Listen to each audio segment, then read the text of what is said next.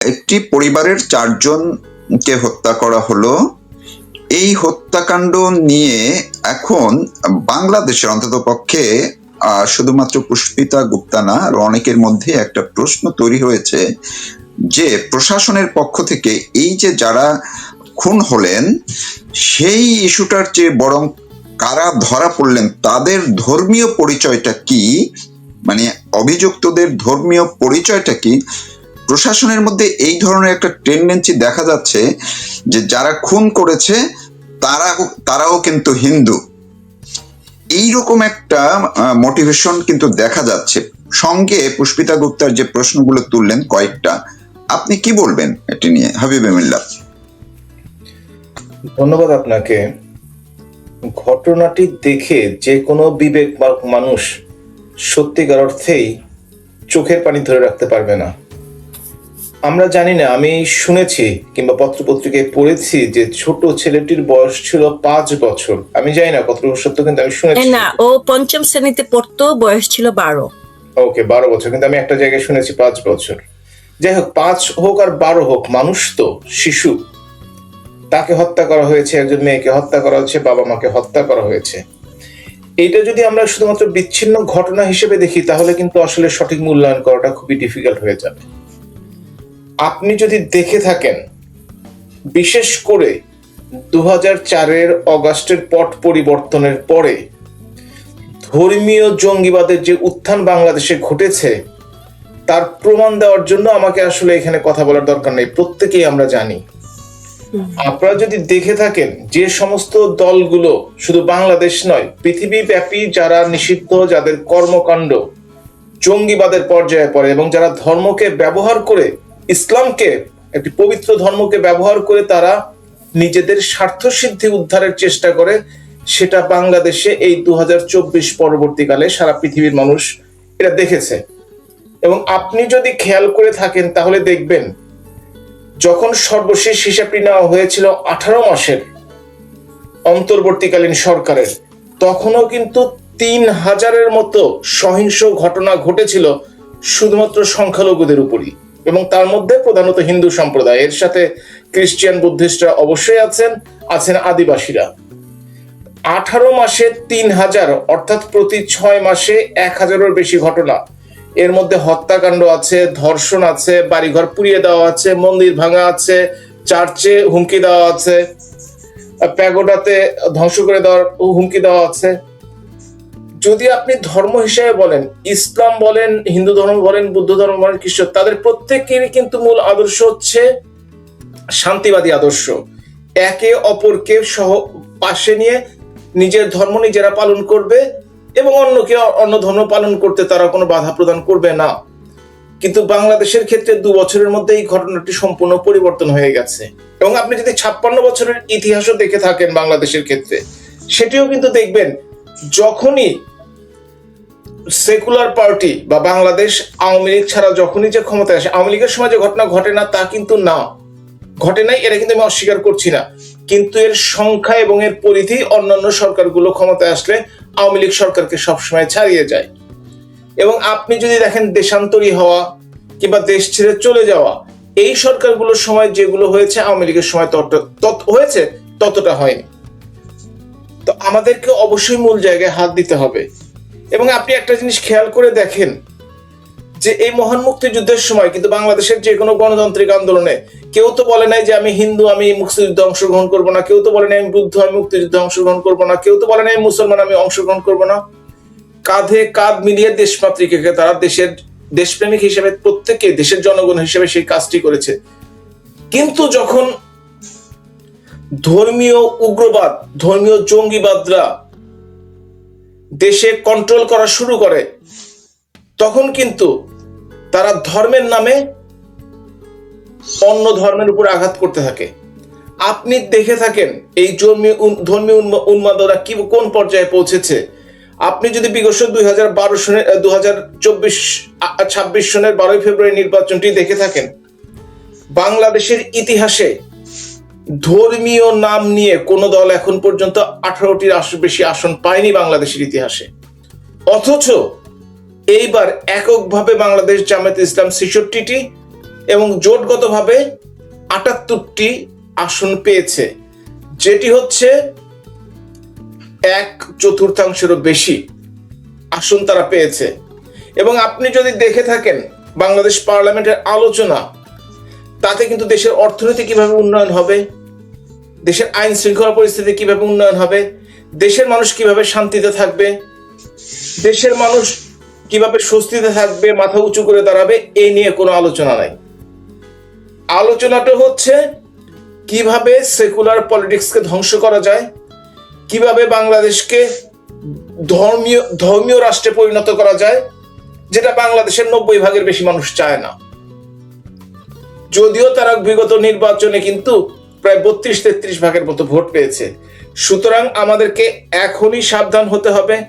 আমরা কি বাংলাদেশকে আফগানিস্তান বানাতে চাই, আমরা কি বাংলাদেশকে পাকিস্তান বানাতে চাই, নাকি স্বাধীন সার্বভৌম বাংলাদেশ তৈরি করতে চাই এবং সেভাবে টিকে থাকতে হয়? বাংলাদেশের জনগণকে সিদ্ধান্ত নিতে হবে। সমস্যাটি হয়েছে জঙ্গিবাদের কাছে অস্ত্র থাকার কারণে। আপনি দেখেন 300 জেল ভেঙে তো জঙ্গিরা পালিয়েছে, পরবর্তীকালে 300 জঙ্গিকে জামিন দেওয়া হয়েছে, একজনও এখন পর্যন্ত তাদেরকে কিন্তু গ্রেপ্তার করা হয়নি। এবং প্রায় 480টির মতো থানা ভেঙে অস্ত্র লুট করা হয়েছে, পুড়িয়ে দেওয়া হয়েছে, ধ্বংস করা হয়েছে, আক্রমণ করা হয়েছে। সেটা বাদ দিলাম, যে অস্ত্রগুলো নেওয়া হয়েছিল, জঙ্গিরা যে অস্ত্রগুলো লুট করেছে, তা উদ্ধারের জন্য কিন্তু অন্তর্বর্তীকালীন সরকার কিংবা বর্তমান সরকারও তেমন কোনো পদক্ষেপ নেয়নি যাতে জনগণ স্বস্তি পেতে পারে। সুতরাং তারা বাংলাদেশকে, এই যে দীপু দাস, আমি ভাবতে পারি না যে বাংলাদেশের একজন মানুষকে গাছে ঝুলিয়ে পুড়িয়ে মারা হবে। এ ধরনের শত শত উদাহরণ আমি দিতে পারি।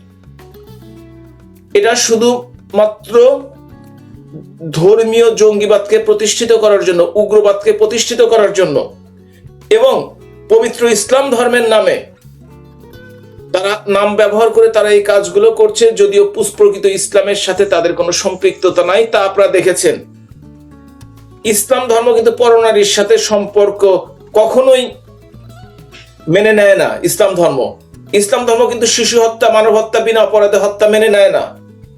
কিন্তু আপনি যদি দেখে থাকেন বিগত ইতিহাসের, যে সেই এমপি থেকে শুরু করে তারা প্রত্যেকেই কিন্তু এই ধরনের প্রকাশ্য অপ্রকাশ্য সামাজিক অপকর্মে লিপ্ত আছে। 1971 সনে করেছে, মহান মুক্তিযুদ্ধের সময় 2 লক্ষ মা বোনের সম্ভ্রমহানি করেছে, 30 মানুষকে শহীদ করেছে। এখনো কিন্তু এই ইউনিয়নের নেতারা, ওয়ার্ডের নেতারা, জেলার নেতারা, উপজেলার নেতারা কিংবা সংসদ সদস্যরা এবং কেন্দ্রীয় নেতারাও এই ধরনের কর্মকাণ্ডের সাথে সরাসরি সম্পৃক্ত। কিছু প্রকাশ হয়, কিছু প্রকাশ হয় না। এইগুলি অবশ্যই মানুষের চোখে আঙ্গুল দিয়ে দেখিয়ে দিতে হবে যে আমরা যে বাংলাদেশ চাই সে বাংলাদেশ নাই এখন আর। বাংলাদেশকে গোলামির চুক্তি করে, যেভাবে আমেরিকার সাথে গোলামির চুক্তি করে যেভাবে পিছনের দিকে নিয়ে যাওয়া হচ্ছে, এটা কারা করেছে তাদেরকে অবশ্যই দেশ বিরোধী হিসেবে চিহ্নিত করতে হবে।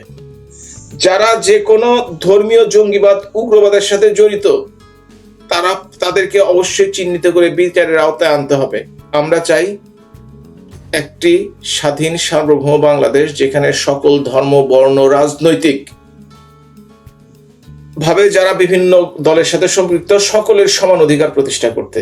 এবং এই জন্য মানবাধিকার কর্মীরা কাজ করে যাচ্ছেন। বিশেষ করে পুষ্পিতাদির কথা বলতে পারি। তিনি একদিন না, তিনি জনপ্রতিনিধি ছিলেন ইংল্যান্ডে, আমাদের জনপ্রতিনিধি ছিলেন, কাউন্সিলর ছিলেন, তিনি মানবাধিকার নিয়ে কাজ করছেন এবং তিনি প্রত্যেকটি ইনফরমেশন যে সমস্ত জায়গায় পৌঁছালে কাজ হবে সেই কাজগুলো করছেন। আমি ধন্যবাদ জানাই ওনাকে এবং ওনার যে একটা টিম আছে সেই টিমকে, যারা বাংলাদেশের, আমরা বলবো শুধুমাত্র এই ঘটনাগুলো শুধু মাত্র জানানোর ব্যাপার না, এটা ফলো আপ করা এবং তার ব্যাপারে যাতে আন্তর্জাতিক মহল আরো সোচ্চার হয়, সে ব্যাপারে আমাদেরকে অবশ্যই একসাথে কাজ করতে হবে। জি, ধন্যবাদ। সঙ্গে থাকুন পুষ্পিতা গুপ্তা। আমি আপনার কাছ থেকে একটু শুনতে চাই যে একটা তো হচ্ছে যে হত্যাকাণ্ডগুলো হয়, মানে হিন্দু হত্যাকাণ্ড এই শব্দ, এমনকি এটাকে গণহত্যা, হিন্দু জেনোসাইড, এটা ইন্টারন্যাশনালি অনেক অর্গানাইজেশন এটা নিয়েও কাজ করে এবং তারা তাদের কাছে একদম আপডেট তথ্য থাকে এবং গত 2 বছরে এই তথ্যগুলো আছে, তারা প্রতিনিয়ত কাজ করে। তো এই ধারাবাহিকভাবে গত 2 বছর পর্যন্ত একটা হচ্ছে হত্যাকাণ্ড, আর একটা প্রফেসর হাবিবুল্লাহ যা বললেন, মন্দির ভাঙচুর, বাড়িঘর ভাঙচুর, হুমকি দেওয়া, পাশাপাশি এই যে চিন্ময় প্রভু 2 বছরের মতো উনি কারাগারে, ওনার 4টি মামলার না 6টি মামলার মধ্যে 2টির জামিন হলো, বাকিটি গত 16 তারিখ একটা শুনানি ছিল, তখনও হলো না। অন্যদিকে এই যে পলাশবাড়িতে রীতিমতো একটা মন্দির ভেঙে দেওয়া নিয়ে কত কিছু হলো, রাম মূর্তি অপসারণের দাবিতে প্রথম তৌহিদি জনতার ব্যানারে পরে তারা একেবারেই রাজনৈতিকভাবে স্মারকলিপি দিয়ে বিএনপি, জামাত, এনসিপি সবাই মিলে সেই মূর্তি অপসারণের দাবিতে তারা এখনো অনড় আছে। সেখানকার যে একজন কর্মী বা উদ্যোক্তা, তাকেও হরিদাস, তাকেও কারাগারে নিয়ে যাওয়া হলো।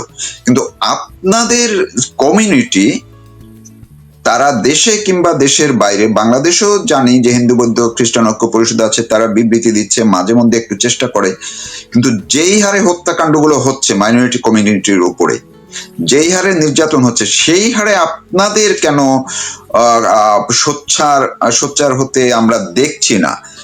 নাকি ওই যে কারাগারে নেওয়ার পরেই আপনাদের যে নেতারা চিন্ময় প্রভু কিংবা ওই হরিদাসদের কারাগারে নিলেই আপনারা সব ভয়ে চুপসে যান? আমি একটু অন্যভাবেই প্রশ্নটা করলাম আপনাকে। থ্যাংক ইউ মারুফ ভাই।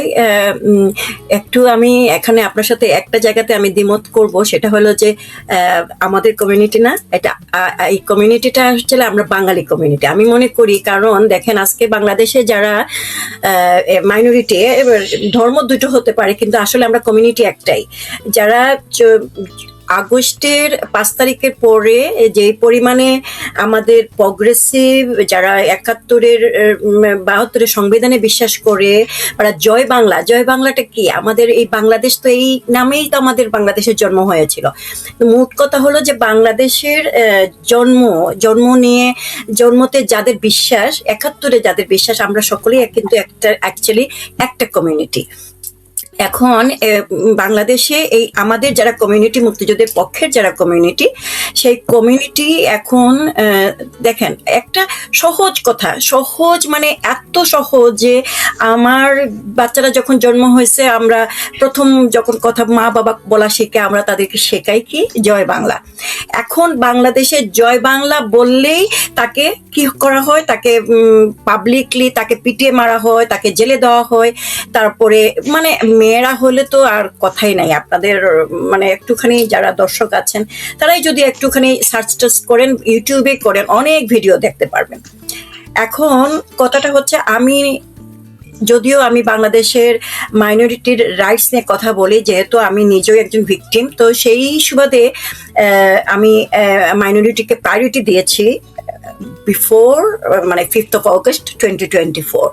এমন না যে আওয়ামী লীগ সরকার ক্ষমতা থাকাকালীন ঘটনাগুলো ঘটেছে। কিন্তু আপনি যদি আমাকেও একটু রিসার্চ করে দেখেন, যে আমি কিন্তু আমার একটাই কথা, আমি একটা জায়গাতেই অটল ছিলাম, এখনো আছি, সেটা হলো যে বাংলাদেশে মুক্তিযুদ্ধের বিপক্ষের শক্তি খুবই কি বলবো তৎপর, এবং তারা সংখ্যায় বাড়ছে। কারণ হলো, যারা আমরা মুক্তিযুদ্ধের পক্ষে শক্তি আছি, সেটা আমি আবারও বলছি যে আমি মাইনরিটি শব্দটাকে আলাদা করতে চাচ্ছি না, আমি বলছি আমরা সকলেই মুক্তিযুদ্ধের পক্ষে শক্তি। তো এই যে আমাদের মুখ বন্ধ করে দেওয়ার, যেটা যখন আমরা দেখেছি, যখন আওয়ামী লীগ সরকার ক্ষমতায় ছিল, আওয়ামী লীগ সরকার ক্ষমতায় থাকতে তখন একটা ডিসমিসাল, মানে একটা বিশ্বাসই করতো না যে এটা ঘটনাগুলো ঘটছে। এবং সেখানেও কিন্তু একটা প্রশাসনের ভিতরেও কিন্তু আমাদের জামাতপন্থী প্রশাসন ছিল, তখনও ছিল। কিন্তু এই আপনি যদি গত 20 বছরে দেখেন, যে জামাতপন্থী যারা প্রশাসনে ছিল, এবং জামাতপন্থী আপনি যদি এবং হিউম্যান রাইটস নিয়ে যারা কাজ করেন, তাদের মধ্যেও কিন্তু অনেকে জামাতপন্থী আছেন, যারা অনেকে লন্ডনে চলে আসছেন বা দেশের বিভিন্ন জায়গাতে, তারা কিন্তু বিভিন্ন এইড নাম দিয়ে তারা কিন্তু এই জামাত বা 71-এর বিপক্ষের শক্তি তারা কিন্তু গ্রো করছিল বিভিন্ন জায়গাতে। যেটা আমার বক্তব্য ছিল আওয়ামী লীগ সরকার ক্ষমতায় থাকা অবস্থায়, সেটা ছিল যে তাদেরকে আইডেন্টিফাই করতে হবে, যারা এই কাজগুলো করছে। এখন বাংলাদেশে যেটা আপনার প্রশ্ন ছিল যে আমরা কেন সকলে কথা বলছি না, আমি মনে করি চিন্ময় প্রভু যে জেলে আছেন বা যারাই বাংলাদেশের এখন এই আসলে মাইনরিটি, অবশ্যই মাইনরিটিরা এফেক্টেড হচ্ছে, কিন্তু মাইনরিটি সহ যারা মুক্তিযুদ্ধের পক্ষের শক্তি কেউই কিন্তু কথা বলতে পারছে না। এখন চিন্ময় প্রভু যখন জেলে গেলেন, চিন্ময় প্রভুর সাথে যারা জড়িত ছিলেন অনেকেই একটা ভালো জায়গাতে ছিলেন, ভালো পজিশনে ছিলেন, তারা অনেকেই জব হারিয়েছেন, তারা অনেকেই জেলে আছেন। এবং আপনি দেখবেন যে একটা সাধারণ যারা আমাদের একদম মানে খুব সাধারণ জীবনযাপন করেন যে সনাতনীরা আছেন, তাদের মধ্যে এখনো আপনি খোঁজ নিলে জানবেন যে একদম প্রত্যন্ত অঞ্চলের একেবারে খেটে খাওয়া মানুষ যারা হতে পারে যে ঘর থেকে বের হয় একমাত্র চাল নিয়ে বাড়ি ফিরে, এইরকম প্রত্যন্ত অঞ্চলের যারা খুব নিরীহ হিন্দু, তাদেরকেও কিন্তু জেলে রাখা হয়েছে। এখন যদি আমরা কেন কথা বলতে পারছি না, আমাদের যারা লয়ার আছেন লয়ারদেরকে কোর্টে ঢুকতে দেওয়া হচ্ছে না। আপনি খুঁজে দেখবেন যে খুব কম সংখ্যক লয়াররা আছেন যারা অ্যাকচুয়ালি কথা বলতে পারছেন। তাদের মধ্যে এখন লয়ারদের মধ্যেই অনেকেই আবারও জেলে আছেন, অনেকেই হুমকি দেওয়া হয়। বিশ্বের কোনো দেশে আপনি কোর্টের ভিতরে পলিটিক্স আপনি দেখবেন না। কোর্ট হচ্ছে আমাদের সবচেয়ে যেরকম আমরা আমাদেরকে মন্দিরকে আমরা যেরকম মানে শ্রদ্ধা করি, আমাদের মসজিদকে শ্রদ্ধা করি, আমাদের কোর্টটাও হচ্ছে সেরকম একটা শ্রদ্ধার জায়গা। সেখানে গিয়ে দেখবেন জামাতের আইনজীবীরা বা ৭১-এর বিপক্ষের আইনজীবীরা সেখানে স্লোগান দিচ্ছে এবং সেগুলোর বিরুদ্ধে কোনো আইনানুগ কোনো প্রয়োগ নেই। আজকে যদি আবার রংপুরের ঘটনাতে আসি, আপনি রংপুরের ঘটনার পরে আপনি সেই যে মন্ত্রণালয় যে যারা এই বিষয়গুলো দেখছে বা মানে সরকারের যে একটা উচ্চ মহলে যে যারা আছেন, মন্ত্রীরা আছেন, ক্যাবিনেটরা আছেন বা যারাই আছেন, আপনি কোনো বিবৃতি দেখেছেন? এরকম ঘটনা যদি 1% যদি বাংলাদেশের বাইরে কোনো দেশে হয়, আমাদের একদম উচ্চ লেভেলের প্রশাসন থেকে বা সরকার থেকে একটা স্টেটমেন্ট দেওয়া হয় যে এটা এই ঘটনাটা ঘটেছে, আমরা এটা সুষ্ঠু তদন্ত করছি। কিন্তু বাংলাদেশে আপনি এগুলা পাবেন না। বাংলাদেশে কার কাছ থেকে আপনি এটা শুনবেন? যারা স্থানীয়ভাবে যে প্রশাসন আছে তাদের কাছ থেকে আপনি একটা স্টেটমেন্ট পাবেন। এই যে একটা বিচারহীনতার যে রাজনীতি বাংলাদেশে, এটা আগেও ছিল, বর্তমানে তো একেবারেই মানে এখন প্রশাসন বলেন আর রাজনীতি বলেন, সম্পূর্ণ সমস্ত ক্ষেত্রেই কিন্তু আপনি ৭১ বিরোধী যে শক্তি তাদের হচ্ছে যে আবারও বলছি যে তাদের যে উত্থান, সেই উত্থানটা কিন্তু এই 5 আগস্টের পরে হয়নি, তাদের উত্থানটা হয়ে আসছিল। যেটা আমরা এতদিন থেকে সেকুলার বাংলাদেশ মুভমেন্ট, আমরা ৭২ সংবিধান নিয়ে কথা বলেছি, আমরা সংখ্যালঘুর নিরাপত্তা আইন নিয়ে কথা বলেছি, আমরা সমান অধিকারের কথা বলেছি, কিন্তু কোনোটাই কিন্তু আমরা সুষ্ঠুভাবে কোনো কিছুই কিন্তু আমরা মানে কি বলবো পাইনি। সেটা আগের সরকারের সময়, আওয়ামী লীগ সরকারের সময় হয়নি, এখনো হচ্ছে। তো কাজেই সেকুলার বাংলাদেশ মুভমেন্ট যে শুধু মাইনরিটি নিয়ে কাজ করছে সেটা না, কারণ ঘটনাগুলো মাইনরিটির ক্ষেত্রে এগুলো ঘটনাগুলো ঘটছে বিদায় বেশি ঘটছে বলে আমরা কথাগুলো বলছি। কিন্তু আমাদের মেইন এজেন্ডা হচ্ছে বাংলাদেশকে একটা অসাম্প্রদায়িক বাংলাদেশকে গড়ে তোলার এবং ৭২ সংবিধানে ফিরে যাওয়ার।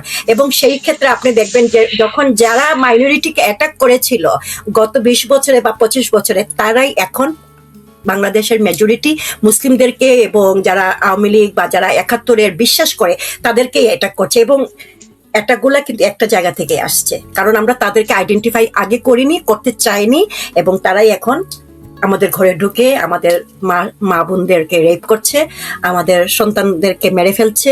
এবং তারা একটাই শক্তি, এবং এই শক্তিটা ছড়িয়ে ছিটিয়ে বাংলাদেশে এবং বাংলাদেশের বাইরে আছে। আমাদের যারা ৭১-এর পক্ষের শক্তি এবং কি বলবো যারা দেশের বাইরে আছেন, আমরা যারা দেশের বাইরে আছে, আমাদের মানে এইটার জন্য আমাদের কাজ করার যে সবচেয়ে বেশি জরুরি। দেখেন একটা জিনিস আমি অ্যাড করি, এটা হলো যে এখন যেহেতু বাংলাদেশের মানুষ কথা বলতে পারছে না, বাংলাদেশে একটা সহজ কথা যে জয় বাংলা, এটা সহজ একটা বাংলা, আমরা বললাম না আমার সন্তানকে জয় বাংলা শব্দটা আগে শেখাই, এই কথাটা একটা মানুষ বের করতে পারছে না। তো সেই জায়গাতে মানুষ প্রতিবাদ করবে কোথা থেকে? তো এই জন্য আমরা যারা দেশের বাইরে আছি আমাদের অনেক অনেক দায়িত্ব। জি, অনেক ধন্যবাদ আপনাকে। প্রফেসর হাবিবুল মিল্লাত, আপনার কাছ থেকে একটু শুনতে চাচ্ছি যে এই যে যেটি পুষ্পিতা গুপ্তা বললেন যে কমিউনিটি মানে শুধুমাত্র মাইনরিটি বা হিন্দু কমিউনিটি না, সবাই কে নিয়েই তিনি বললেন, কিন্তু বাংলাদেশে হিন্দুদের উপরে যেইভাবে নিপীড়নের মাত্রাটা যেইভাবে হয় এবং তাদেরকে যেইভাবে হত্যা করা হয়, জমি দখল, বাড়িঘর লুটপাট এবং অন্যান্য যে অকারেন্স গুলো হয়ে থাকে, এটা আগে থেকেই আমরা জানি যে তাদেরকে মূলত ভয় দেখানো। তো ভয়ের কারণটা কি? আপনার ব্যাখ্যা কি? আপনি তো আন্তর্জাতিক বিভিন্ন ফোরামে এগুলো নিয়ে কথা বলছেন।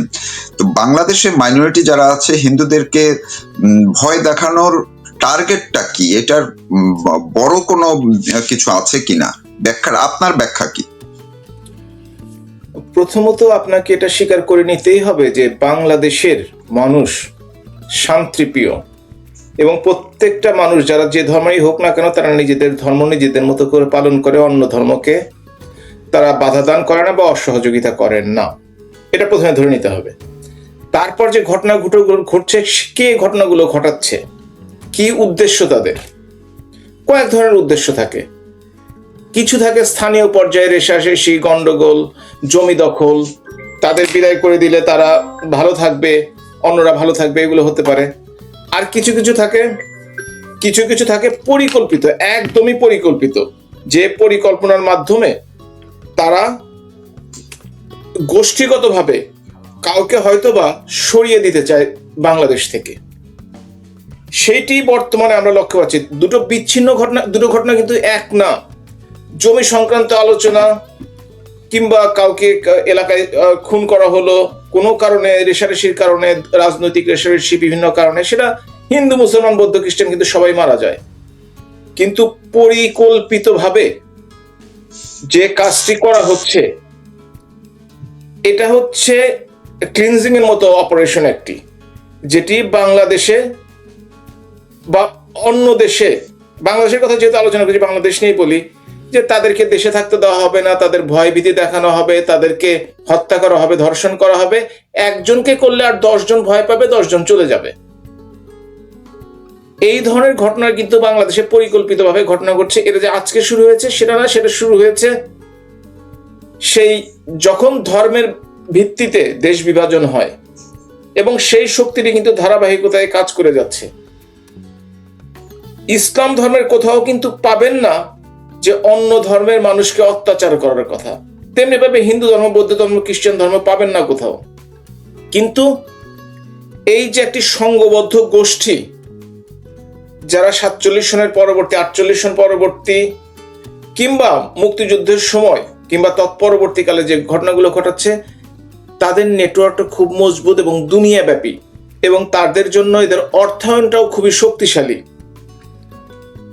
বিভিন্ন কারণে জননেত্রী শেখ হাসিনার, আপনারা বলছেন সে সময় কিছু ঘটনা ঘটেছে, কিন্তু তিনি শক্ত হাতে সেটিকে দমন করতে সমর্থ হয়েছিলেন।